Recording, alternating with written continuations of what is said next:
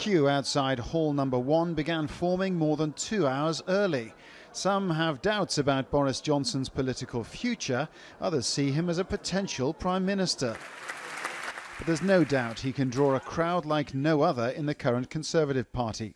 And it was his defiant rejection of the Prime Minister's Chequers plan for Brexit which most excited his loyal audience. Think what we could do if we had proper free trade deals. And that is why it is so sad and so desperately wrong that we are preparing to agree terms with Brussels that will make it much more difficult, if not impossible, to do such deals. And that's why it was such a mistake of us to, or is such a mistake of us, to leave on the Chequers terms, locked in the tractor beam of Brussels. Boris Johnson is the rock star of this conference, this fringe event attracting bigger audiences than those in the main auditorium. But his appearance here underlines just how divisive a character he is and just how deep the struggle for Brexit is within this party.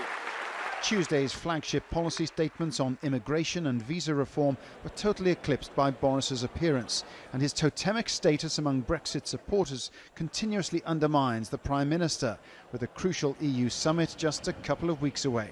Yes, he's obviously, there is some undermining of the PM, but I think Boris is absolutely pushing for what we need. And I think at the moment the Conservative Party do need somebody with a little bit more personality, really pushing forward some of the key issues here. And I think Boris is absolutely the person to do that. He raises some very good points. His heart's in the right place. He's trying to challenge what's being done. There are ways of doing it. Some of us agree with him, some of us don't agree with him. Most people actually think that what has become the annual Boris show, he arrives for a day, he makes a funny speech and then goes again, trailed along by the entire world's media, actually is a bit of a distraction. One of Boris Johnson's aides had predicted he would hit this conference like a ninja, but this was more smash and grab than stealth attack. Paul Brennan, Al Jazeera, Birmingham.